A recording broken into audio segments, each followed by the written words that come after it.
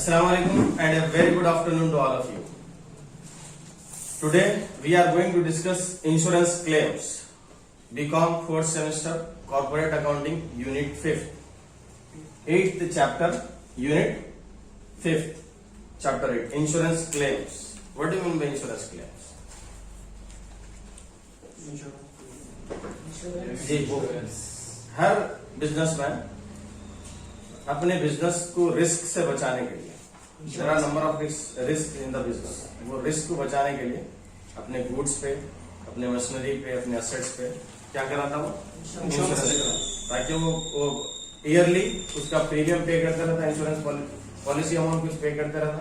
तो उसके बाद अगर कुछ भी ऐसा अबनॉर्मल लॉस हो गया, डैमेज हो गया, फायर हो गया, एक्सीडेंट हो गया, ऐसे कुछ इश्यूज हो गए, तो वो इंश्योरेंस कंपनी उसको क्लेम करती है। तो क्लेम करने का प्रोसीजर क्या है वो हम मालूम करेंगे आज इंश्योरेंस क्लेम। वो लोग क्या करेंगे क्लेम करने के लिए? They prepare memorandum trading account to found out the damages, कितना डैमेज हो और हम कितना उसको क्लेम कर सकते। ट्रेडिंग अकाउंट आपको मालूम है, already we discuss in intermediate first year and BCom first year first semester in financial accounting. Trading account कैसा प्रिपेयर करते हैं? उसमें क्या आइटम्स रहते हैं? फैक्ट्री से रिलेटेड एक्सपेंसेस, डायरेक्ट एक्सपेंसेस रहते हैं, क्रेडिट साइड सेल्स लेते हैं आप, closing stock, debit side opening stock, purchases, wages, manufacturing expenses and other expenses like carriage etcetera. Direct expenses only in trading. लेकिन मेमोरेंडम ट्रेडिंग अकाउंट एक काम यहां पर बढ़ जाता है। मेमोरेंडम ट्रेडिंग अकाउंट प्रिपेयर करते हैं आप। In memorandum trading account, memorandum trading account वही आइटम्स लेना है आपको जो ट्रेडिंग अकाउंट में लेते थे आप। Opening stock, purchases, all direct expenses and gross profit. Gross profit क्या बोल रहा हूं? ग्रॉस प्रॉफिट तो रिजल्ट है, लेकिन मेमोरेंडम ट्रेडिंग अकाउंट में पहले से बोल रहा हूं ग्रॉस प्रॉफिट।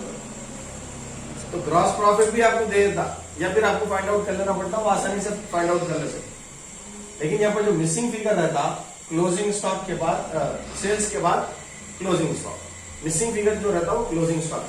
कितना स्टॉक डिस्ट्रॉय हुआ, कितना स्टॉक को आग लग गई थी, फायर की वजह से डैमेज हो गया, कितना क्लोजिंग स्टॉक बचा हुआ है, तो बाद में मालूम करेंगे आप। स्टॉक सॉल्वेज जो बचा हुआ है, तो क्लोजिंग स्टॉक से लास्ट में आप सॉल्वेज वैल्यू माइनस कर दिए, तो कितना insurance claim to be lost from insurance company with the insurance company, कितना क्लेम इंश्योरेंस कंपनी करेंगे वो आपको मालूम है, राइट? क्या क्या बोला आपको? एक चीज यहाँ पर अलर्ट रहने की है कि ग्रॉस प्रॉफिट जब देता आपको, ये कभी ऑन कॉस्ट देता और ऑन सेल्स देता।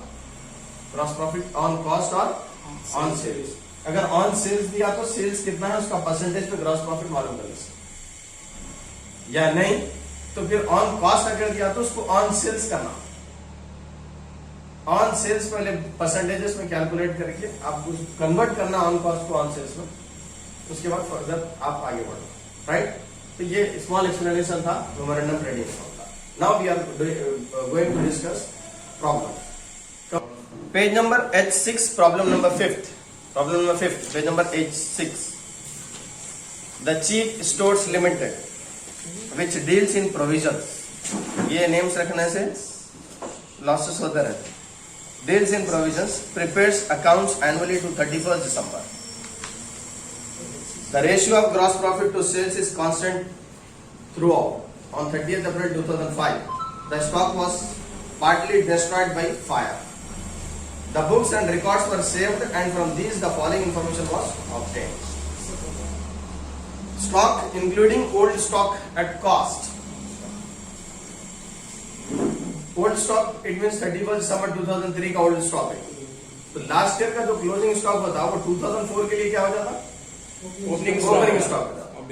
तो ये ओपनिंग स्टॉक है हमारे।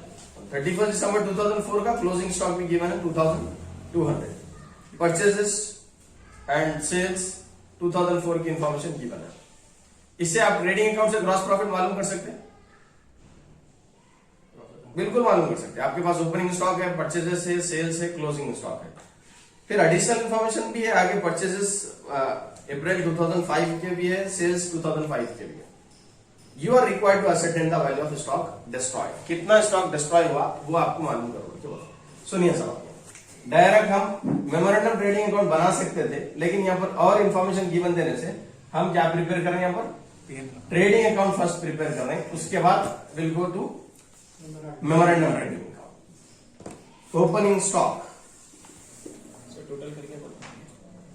Opening stock 900, purchases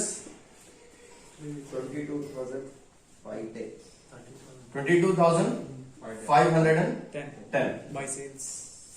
sales 2004 30,300, Yes sir. 30,300, 300. closing stock 2,200. December 31st. 2,200, 200. Opening stock 22,000.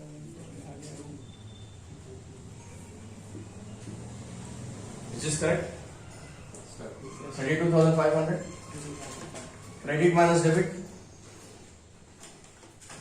you will get gross profit Loss. 9,092. Carry down. 9,090, 90. trading account result gross profit मालूम होगा। Now we are going to prepare memorandum trading account. It is same like trading account, memorandum Trading. trading account.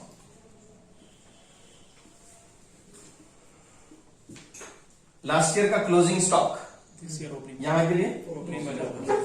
2 Opening opening stock 2,000. 2,000 purchases, it is given to you in the problem. Yes sir. How much it is? 22,500. 8,350, 2005, 2005. 2004, right? Yes sir. 8,350. 8,350. 350. Sales 10,400. 10,400. My sales. Now gross profit, पहले यहां पर आपको gross profit find out करना है। कैसा करेंगे? Minus करेंगे sir. Gross profit का रेशियो कैलकुलेट करना है। Gross profit by net sales into 100, gross profit is equal to Net sales and rate of gross profit you have to calculate. yes. How to calculate gross profit ratio? Come to the working notes. Gross profit ratio, gross profit divided by sales into 100. Gross profit 9,090 90. divided by sales 30,300 into 100, 30. 30% into 100 की जहां पर भी बात आती percent, 30%। So 30% of sales. मैं भी शुरू में एक्सप्लेनेशन में बोला 10,400 into 30%, 3,120. 3,000 120 plus 2,200, 8,350, 3,120, 13,670 debit total 13,070, 670. minus 10,400. That is your closing stock. 270. 3,270. Check it. Is this correct? Balancing figure. Yes Yes sir. sir. Clear. अब तक आप जो प्रॉब्लम्स करते थे ट्रेडिंग अकाउंट तक ग्रॉस प्रॉफिट फाइंड आउट करते थे। जब मेमोरेंडम ट्रेडिंग अकाउंट बनेगा तो क्लोजिंग स्टॉक को फाइंड आउट करेंगे। एक और वैल्यू रहती है कि स्टॉक जल गया लेकिन कुछ बच गया, स्टॉक सॉल्वेज वैल्यू। तो आप क्या करेंगे? क्लोजिंग स्टॉक में से सॉल्वेज वैल्यू को माइनस करेंगे। वो जो भी माइनस करेंगे उतना आपको इंश्योरेंस कंपनी से क्लेम होना है। Is that okay? प्रॉब्लम देख लीजिए, कोई डाउट है तो पूछिए। Thank you for watching this video.